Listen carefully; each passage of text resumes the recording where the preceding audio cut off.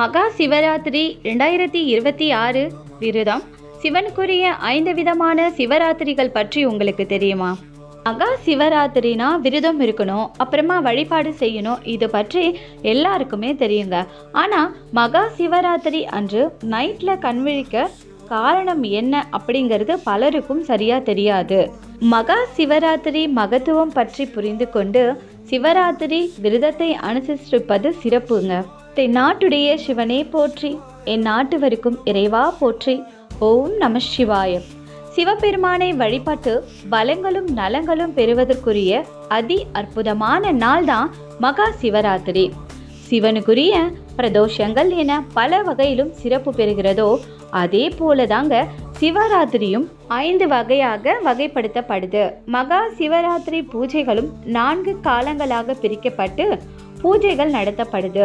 இவற்றில் மாசி மாதத்தில் வரும் மகா சிவராத்திரி அதாவது அற்புதமான நாளா கருதப்படுது. சிவராத்திரியின் வகைகள் பார்க்கலாம்.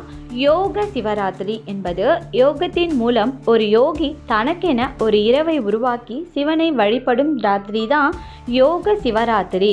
நித்திய சிவராத்திரின்னு சொல்லுவாங்க. நித்திய சிவராத்திரி என்பது தினமும் வருவது. பக்ஷ சிவராத்திரி என்பது 2 வாரங்களுக்கு ஒரு தடவை வருவது. மாத சிவராத்திரி என்பது மாதாந்தம் வருவது. வருடத்திற்கு ஒரு தடவை வரும் சிவராத்திரி மகா சிவராத்திரி எனப்படுது. தெரிந்து கொள்ளுங்க. இப்போ இந்த புனிதமான நாளில் விரதம் எப்படி இருப்பது? மகா சிவராத்திரி என்ற சமஸ்கிருத சொல்லின் பொருள் சிவனுக்குரிய பெரிய அல்லது சிறந்த இரவு என்பதாகும். அது மாசி மாதத்தில் கிருஷ்ண பட்சத்தில் அமாவாசைக்கு முதல் நாள் சதுர்த்தசியில் வருது. இந்த சமயத்தின் மற்ற விரதங்களில் இருந்து முற்றிலும் மாறுபட்டது மகா சிவராத்திரி. பெரும்பாலான விழாக்கள் விரதத்திலும் வழிபாட்டிலும் துவங்கி முழுமையான உணவு சாப்பிடுவதுடன் நிறைவடையும். ஆனால் சிவராத்திரியின் போது முழு நாளும் சிவ வழிபாட்டிற்கு ஒதுக்கப்படுது. மகா சிவராத்திரியின் நோக்கம் என்னன்னு பார்க்கலாம். மன போனபடி போகும் புலன்களை கட்டுப்படுத்துவதே விரதம் இருப்பதன் அடிப்படை நோக்கமாம். உணவை தவிர்க்கும் போது உணர்வுகளை கட்டுப்படுத்துவது என்பது எளிது. தினமும் நாம் அனுபவிக்கும் நித்திரை தாமச குணத்தின் வெளிப்பாடு என்றும் விழித்திருப்பதன் மூலம் அந்த குணம் கட்டுப்பாட்டிற்குள் வருகிறது என்றும் சொல்லப்படுது. இவ்வாறு உணவையும் உறக்கத்தையும் கட்டுப்படுத்துவதன் மூலம் நாம் சாதாரண விழிப்பு நிலையும் விழிப்பற்ற உறக்க நிலையும் கடந்த மிக உயர்ந்த உணர்வு விழிப்பு நிலைக்கு செல்கிறோம். சிவராத்திரி அன்று கண்விழிக்க காரணம் சாதாரண விழிப்பு உறக்க நிலைகள் இறைவனை உணர்வதற்கு தடையாக இருப்பனவாக கருதப்படுது. தினமும் விழிப்பு நிலைக்கு தூக்கம் நிலைக்கு போய் வரும் நாம் உயிர் விழிப்பு நிலை பற்றி உணர்வதே இல்லை. சிவராத்திரியில் விரதமிருந்து உறக்கத்தை தவிர்க்கும் போது எமது புலன்கள் கட்டுப்படுத்தப்படுகிறது. அந்த நிலையில் நின்று இறைவனை போற்றி வழிபடும் போது நமது உணர்வுகள் வெண்ணெய் போல உருகி நாம் உயர்ந்த விழிப்பு நிலைக்கு செல்ல வழிவகுக்குது.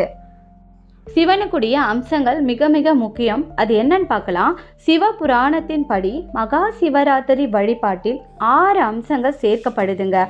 சிவலிங்கத்திற்கு அபிஷேகம் செய்கிறாங்க. இது ஆன்மாவை தூய்மைப்படுத்துதலை குறிக்குது.